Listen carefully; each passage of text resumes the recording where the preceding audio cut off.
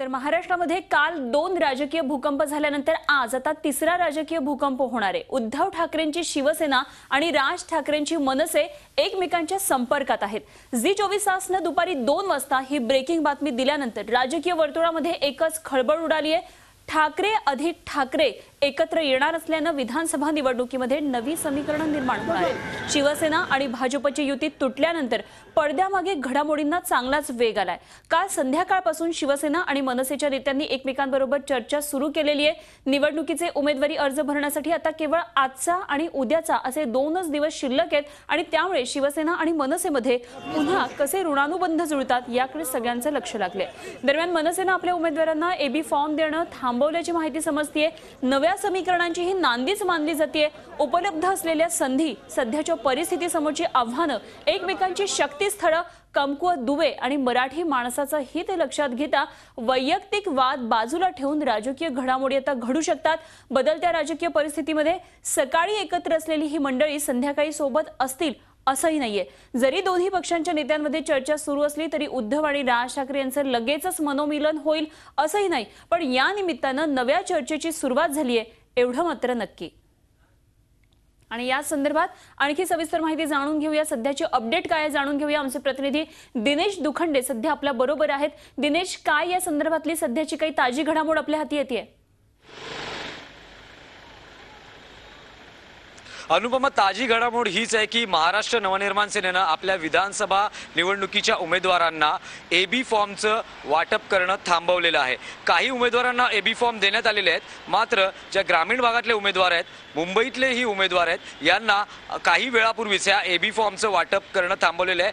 काही वेळानंतर तुम्हाला एबी फॉर्म मिळतील, अर्ज भरून ठेवा, अशा पद्धतीच्या सूचना या उमेदवारांना गेलेल्या आहेत। अर्ज भरण्याची प्रक्रिया या उमेदवारांनी सुरू केलेली आहे। अर्ज भरले जात आहेत, मात्र एबी फॉर्म उद्या शेवटचा दिवस आहे अर्ज भरण्याचा, त्या वेळेपर्यंत तुम्हाला मिळतील अशी माहिती मुख्य कार्यालयातून मनसेच्या उमेदवारांना दिली जाते। सर्वात महत्त्वाचं म्हणजे शिवसेना भाजप युती संपुष्टात आल्यानंतर काही पडद्यामागे घडामोडी घडत आहेत, काही गोपनीयरित्या बैठका होत आहेत। शिवसेना मनसे या दोन्ही पक्षाचे नेते एकमेकांच्या संपर्कात असल्याची माहिती मिळते।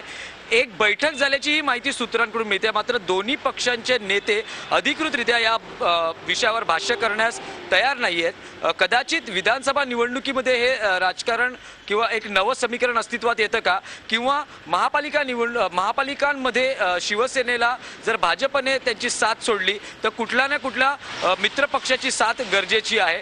राज ठाकरे यांनी महापालिकांमध्ये ज्या विविध महापालिका आहेत त्यांमध्ये मनसेचं संख्याबळ नगरसेवकांचं नेमकं किती आहे याची माहिती घेतलेली आहे। तसंच मनसेचं संख्याबळाची माहिती घेताना अन्य पक्षांचंही संख्याबळ काय आहे याची माहिती राज ठाकरे यांनी घेतलेली आहे। शिवसेनेला गरज भासल्यास मनसे मदतीचा हात पुढे करणार का, किंवा विधानसभा निवडणुकीच्या पार्श्वभूमीवर उमेदवार जे निवडले गेलेले आहेत, दोन्ही पक्षांनी आपले उमेदवार नक्की केलेले आहेत। भाजप मनसेची 153 उमेदवारांची यादी जाहीर झालेली आहे। शिवसेनेनं आपली यादी जाहीर केली नसली तरी एबी फॉर्मचं वाटप किंवा उमेदवार कोण आहे त्या मतदारसंघातल्या उमेदवाराला कळालेलं आहे।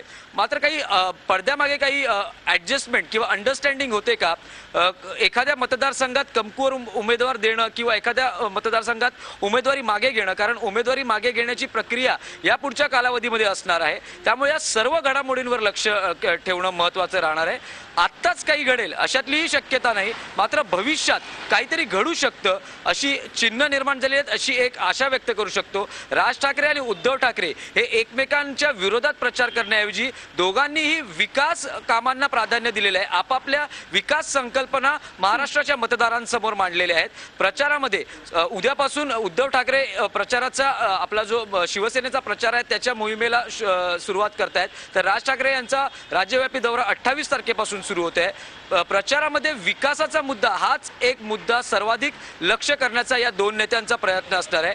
आगामी काळात कशा पद्धतीने या नेत्यांकडून कशी पावलं उचलली जातात किंवा काय भूमिका व्यक्त होते, संपूर्ण महाराष्ट्राच्या नजरा यांच्याकडे लागलेल्या आहेत। मात्र शिवसैनिक आणि मनसैनिकांची चांगली अपेक्षा आहे की या दोन्ही भावांनी एकत्र आलं पाहिजे आणि एक वेगळं राजकीय समीकरण महाराष्ट्रामध्ये दिसलं पाहिजे. खरं दिनेश जसं आता म्हणतो की ह्या फक्त आता चर्चा याच पातळीवर हे सगळं सीमित आहे. पुढे काय नेमकं घडेल हे नक्की दोन्ही पक्ष एकत्रित येतील का, भावांचं मनोमिलन होईल का, या सगळ्या गोष्टी दूरच्या आहेत. मात्र चर्चा होणं हीच खरं तर महाराष्ट्राच्या राजकीय पटलावरची सगळ्यात मोठी घटना आत्ताची आहे असं म्हणायला निश्चितच हरकत नाही. दिनेश, धन्यवाद दिलेल्या सगळ्या सविस्तर माहितीविषयी आणि याबाबतच्या अपडेट्स आम्ही तुझ्याकडून जाणून घेत राहू वेळोवेळी.